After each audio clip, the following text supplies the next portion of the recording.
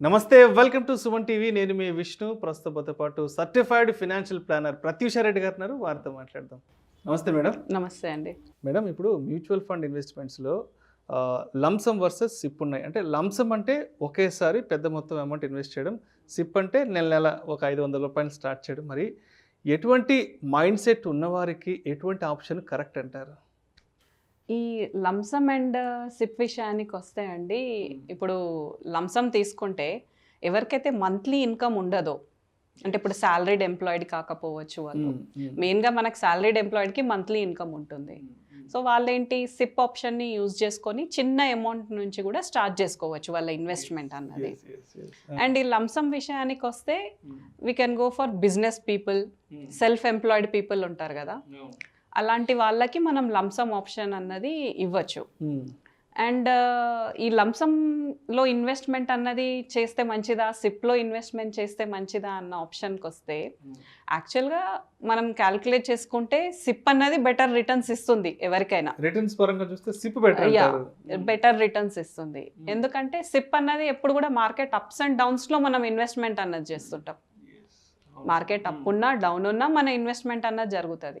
So market అప్స్లో ఉన్నప్పుడు మనకు తక్కువ యూనిట్స్ వచ్చినా కానీ మనకు మార్కెట్ డౌన్లో ఉన్నప్పుడు ఎక్కువ యూనిట్స్ వస్తాయి. అంటే ఆ టైం మ్యూచువల్ ఫండ్ ఇన్వెస్ట్ చేస్తే, మార్కెట్ డౌన్ టైంలో ఉన్నప్పుడు ఇన్వెస్ట్ చేస్తే అంటే సిప్ అంటే అది రెగ్యులర్గా నడుస్తూనే ఉంటుంది కదా, ప్రతి మంత్ మనం ఇన్వెస్ట్ చేస్తాం. అదొక డిసిప్లిన్డ్ ఇన్వెస్ట్మెంట్ సిప్ అంటే. సో రెగ్యులర్గా మనం ఒక 500 చూస్ చేసుకుంటాము, 1000 మన కెపాసిటీని బట్టి ఎంతో అమౌంట్ చూస్ చేసుకుంటాము. సో ప్రతి మంత్ మార్కెట్ అప్ ఉన్నా డౌన్ ఉన్నా మీ ఇన్వెస్ట్మెంట్ అన్నది జరుగుతుంది. ఇప్పుడు చూసుకుంటే పాస్ట్ 4 months నుంచి మార్కెట్ బాగానే నడిచింది. సో అప్పుడు మీ ఇన్వెస్ట్మెంట్ జరిగింది.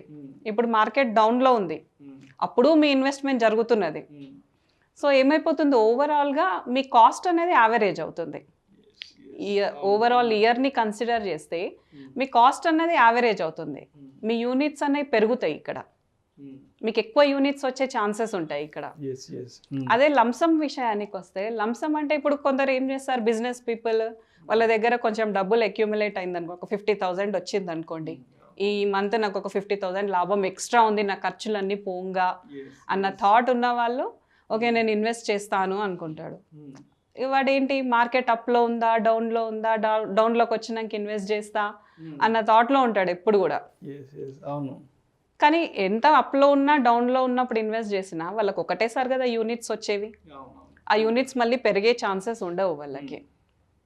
సో అందుకే ఆ లంసమ్ ఆప్షన్కి వెళ్ళకుండా మనకు ఎస్టీపీ ఆప్షన్స్ ఉంటాయి కాబట్టి దాంట్లో ఇన్వెస్ట్ చేసుకొని మనం దాన్ని మళ్ళీ సిప్కి కన్వర్ట్ చేసుకుంటే అప్పుడు ఆ లంసమ్ వాళ్ళకు కూడా సిప్ బెనిఫిట్ దొరికే ఛాన్స్ ఉంటుంది. అయితే నన్ను చాలామంది అడుగుతుంటారు, లంసమ్ విషయానికి వస్తే ఫర్ ఎగ్జాంపుల్ ఇవాళ నా దగ్గర 1,00,000 రూపాయలు ఉన్నాయి. సో ఇవాళ ఇన్వెస్ట్ చేశాను, ఇంకొక 6 నెలల తర్వాత, ఇంకొక 1 year తర్వాత నా దగ్గర ఇంకొక 1,00,000 2 లక్షలు వస్తాయి. మళ్ళీ అప్పుడు కూడా ఈ లంసమ్ అమౌంట్ తీసుకెళ్ళి నేను లంసంలో పెట్టుకోవచ్చు అని అడుగుతారు. అంటే లంసమ్ అమౌంట్ని కూడా మనం ఒక 2-3 సార్లు పెట్టుకునే అవకాశం ఉంటుందంటారా? అలా కూడా ఉంటుందండి. మనకి లంసమ్ అమౌంట్ని కూడా ఎన్నిసార్లన్నా పెట్టుకోవచ్చు, అది మీ ఇష్టం. కాకపోతే అలాంటి వాళ్ళు ఏం చేయాలి అంటే, ఇప్పుడు ఒక 1,00,000 రూపాయలు తీసుకెళ్ళి ఒక స్కీమ్లో ఇన్వెస్ట్ చేశాడు, చేసినప్పుడు మళ్ళీ తీసుకెళ్ళి అదే స్కీమ్లో ఇన్వెస్ట్మెంట్ చేయకుండా వాళ్ళకి ఇంకో 1,00,000 వస్తే అసెట్ అలొకేషన్ చేసుకోండి, డిఫరెంట్ స్కీమ్ మంచి స్కీమ్లో చూస్ చేసుకోండి. ఇప్పుడు ఫస్ట్ మీరు ఈక్విటీస్లో చూస్ చేసుకున్నారనుకోండి 1,00,000 రూపాయలు, ఇంకోటి తీసుకెళ్ళి మనము రియల్ ఎస్టేట్ స్కీమ్స్ ఉన్నాయి దాంట్లో పెట్టుకోండి, మళ్ళీ ఇంకో 1,00,000 వస్తే గోల్డ్ స్కీమ్లో పెట్టుకోండి, ఇంకో 1,00,000 వస్తే సేఫ్టీ స్కీమ్ డెట్ స్కీమ్స్లో పెట్టుకోండి. స్కీమ్ మార్చుకోవాలి. మీకు ఎప్పుడు డబ్బులు వచ్చినా కానీ ఇన్వెస్ట్ చేయండి. లంసంలో ఇన్వెస్ట్ చేద్దామన్న ప్లాన్ ఉన్నా కానీ చేసుకోండి, కానీ మీ స్కీమ్స్ అన్నది అట్లీస్ట్ డైవర్సిఫై చేసుకోండి. ఎందుకంటే మనకు మ్యూచువల్ ఫండ్స్లో చాలా స్కీమ్స్ ఉన్నాయి. ఇప్పుడు ఇంటర్నేషనల్ స్కీమ్స్ ఉంటాయి, ఇంటర్నేషనల్ ఫండ్స్లో ఇన్వెస్ట్ చేసుకోవచ్చు. సో కొంచెం డైవర్సిఫై చేసుకుంటూ మీరు ఇన్వెస్ట్మెంట్ అన్నది చేసుకుంటే మీకు సిప్ కన్నా మంచి రిటర్న్స్ గెయిన్ చేసే ఛాన్స్ కూడా ఉంటుంది అప్పుడు. సో ప్లానింగ్ అన్నది చాలా ఇంపార్టెంట్ ఇన్వెస్ట్మెంట్ చేసేటప్పుడు ఎప్పుడైనా. అయితే ఈ మ్యూచువల్ ఫండ్స్ విషయానికి వస్తే డైరెక్ట్ ప్లాను, రెగ్యులర్ ప్లాన్ 2 ఉన్నాయి కదా, మరి ఎవరు ఎటువంటి ప్లాన్ని తీసుకోవాలి అని మనకి మనం ఏ విధంగా ఐడెంటిఫై చేసుకోవాలంటారు? ఈ direct plan and regular plan identify చేసుకోవడానికి ఏమి ఉండదండి. అది జస్ట్ క్లయింట్ యొక్క ఒపీనియన్. ఇప్పుడు కొందరు క్లయింట్స్ ఉంటారు, నాకు చాలా తెలుసు మ్యూచువల్ ఫండ్స్ గురించి, ఇక నేను వేరే వాళ్ళ దగ్గరికి వెళ్ళాల్సిన అవసరం లేదు, ఏ బ్రోకర్ అవసరం లేదు, నాకు ఏ ప్లానర్ అవసరం లేదు, నేను పెట్టేసుకుంటా అన్న థాట్లో డైరెక్ట్ ప్లాన్లోకి వెళ్ళిపోతారు. వెళ్ళిపోయి పెట్టేసుకుంటారు. ఏదో ఒక స్కీమ్ ఫ్రెండ్ చెప్తారు, పక్కింటోళ్ళు చెప్తారు, ఆఫీస్లో కొలీగ్ చెప్తారు, ఇంకా ఆ స్కీమ్లో ఆన్లైన్లో ఇప్పుడు మనకు మ్యూచువల్ ఫండ్స్కి డిమాట్ అకౌంట్ ఏం అవసరం ఉండదు కాబట్టి మనకి ఇన్వెస్ట్మెంట్ ఇలా కేవైసీ చేసుకొని చేసేసుకుంటారు ఇంకా. సో ఆ ప్రాసెస్ అంతా ఇప్పుడు మనకు చాలా గ్రో అట్లాంటి యాప్స్ ఉన్నాయి కాబట్టి డైరెక్ట్ వెళ్ళిపోయి చేసేసుకుంటారు ఇంకా. సో రెగ్యులర్కి అండ్ డైరెక్ట్కి డిఫరెన్స్ ఏంటంటే ఎన్ఏవి డిఫరెన్స్ వస్తుంది. దాంట్లో ఎన్ఏవి ఎక్కువ ఉంటుంది, మీకు ఎక్కువ పడుతుంది. సో దానివల్ల ఏమవుతుంది, మీరు ఇన్వెస్ట్ చేసిన అమౌంట్కి మీకు యూనిట్స్ అన్నవి తక్కువ వస్తాయి. ఇప్పుడు అదే టైంలో మీరు రెగ్యులర్ ప్లాన్ త్రూ వెళ్తే మీకు యూనిట్స్ అనేవి ఎక్కువ వచ్చే ఛాన్సెస్ ఉంటాయి, ఎందుకంటే అక్కడ ఎన్ఏవి అనేది తక్కువ ఉంటుంది. సో జస్ట్ మెయిన్ డిఫరెన్స్ వచ్చేసి అది ఉంటుంది. క్లయింట్ మెంటాలిటీని బట్టి వాళ్ళు వెళ్ళాలి, ఇంకా రెగ్యులర్కి వెళ్ళాలా డైరెక్ట్కి వెళ్ళాలా అని.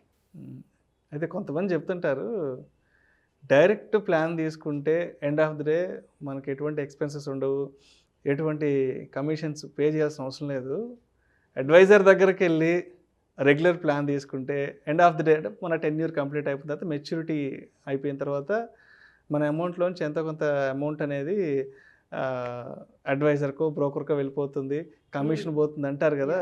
ఇది ఏంటి అసలు, దీని మీద క్లారిటీ ఏంటంటారు?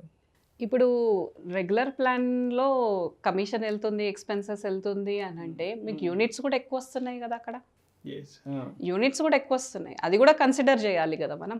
యూనిట్స్ ఎక్కువ వచ్చినప్పుడు మీ ఫండ్ అన్నది కూడా ఎక్కువ పెరుగుతుంది కదా. ఆ ఫండ్ పైన మీరు ఎంత ఇస్తారు, 1 to 2.5% ఎక్స్పెన్సెస్ ఛార్జ్ చేసేది మ్యూచువల్ ఫండ్స్ అన్నది. సో ఇప్పుడు ఇక్కడ మీరు ఆ ఎన్ఏవి ద్వారా మీరు ఒక 100 units లాస్ అయ్యారనుకోండి, డైరెక్ట్ ఇన్వెస్ట్ చేసి ఈ 100 units లాస్ అయితే ఆ 100 units ఫండ్ వేస్టే కదా మీకు. సో ఆ 100 unitలోంచి ఒక 2.5 పోయినా కానీ మీరు ఇంకా గెయిన్లోనే ఉంటారు కదా. సో అలా ఆలోచించుకొని మీరు ప్లాన్ చేసుకుంటే బాగుంటుంది ఎవరైనా కానీ. రైట్.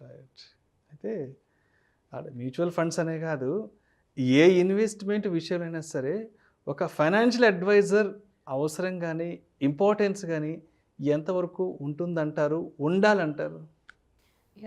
ఇప్పుడు ఫైనాన్షియల్ అడ్వైజర్ విషయానికి వస్తే మనకి ప్రతి ఒక్కరు కూడా వాళ్ళ గైడెన్స్లో ఇన్వెస్ట్మెంట్స్ అన్నది స్టార్ట్ చేసుకుంటే బాగుంటుంది ఎవరికైనా. ఎందుకంటే వాళ్ళకి ఎక్స్పీరియన్స్ ఉంటుంది, ప్రతి ఒక్కరికి మార్కెట్ని రీసెర్చ్ చేసే టైం ఉండదు మనకి. మన ఆఫీస్ వర్క్స్లో మన డైలీ డ్యూటీస్తో మనం బిజీగా ఉంటాము. సో దాంట్లో మనం ఇంకా వీటికి రీసెర్చ్ చేయాలి అంటే చాలా హెడ్రిక్ అయిపోతుంది. ఏంటి అన్నది హైలో ఉందా అవన్నీ చూసుకోవాలి మనం. అవన్నీ చూసుకొని ఇన్వెస్ట్మెంట్ చేయడం అంటే అది పెద్ద రిస్కీ టాపిక్ అయిపోతుంది. అండ్ మనం ఒక 10 మందితో డిస్కస్ చేసినప్పుడు వాళ్ళ ఆలోచనలు వాళ్ళు చెప్తారు, పానిక్ అయిపోతూ ఉంటాము. ఏం చేయాలి, అయ్యో వాడు ఇక్కడ పెట్టాడు నేను కూడా పెట్టాలి, వాడికి బాగా వర్కౌట్ అవుతుంది నాకు కూడా వర్కౌట్ అవుతుంది, నేను ఇక్కడ పెట్టాను నాకు వర్కౌట్. ఇప్పుడు నిన్న ఒక టాపిక్ తీసుకుంటే ఒక క్లయింట్తో మాట్లాడుతుంటే, మేడం ఒక మ్యూచువల్ ఫండ్లో పెట్టాను, ఒక 40,000 పెట్టాను, 10 years అయింది, అది ఒక 60,000 అయింది మేడం ఇంతవరకు అని చెప్పి అన్నారు. సో నేను అన్నాను, ఈ 10 years ఎందుకు వెయిట్ చేశారు మీరు అసలు? అది మంచిగా వర్కౌట్ అవ్వట్లేదు అని మీకు అనిపిస్తే మీరు తీసేసి వేరే దాంట్లో పెట్టుకోవచ్చు కదా. 10 years వెయిట్ చేయడం ఎందుకు? 10 years అంటే చాలా లాంగ్ టర్మ్ వెయిట్ చేశారు మీరు. అంటే అందులో పెట్టమని మీకు ఎవరు చెప్పారు అంటే, ఏం లేదు మేడం జస్ట్ ఇట్లా పక్కన పెట్టారు అయితే నేను కూడా పెట్టాను. సరైన అడ్వైజ్ లేకపోవడం వల్ల.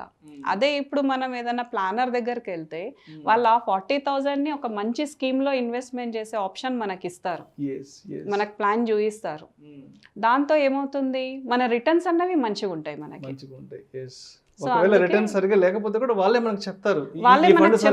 ఇప్పుడు 10 years వెయిట్ చేయడు ఒక ప్లానర్ అన్నవాడు మీకోసము. మన చేతిలో ఉంటే 10 years వెయిట్ చేయడు అతను, చూస్తాడు ఒక 5 years వరకు చూసినా కానీ దెన్ వాళ్ళు మీతో కన్సల్ట్ అయ్యి, ఎందుకంటే ఒక ప్లానర్ని మీరు అపాయింట్ చేసుకున్నప్పుడు వాళ్ళు ప్రతి 6 మంత్స్కి ఒకసారి మీకు రివ్యూ అన్నది ఇస్తూ ఉంటారు.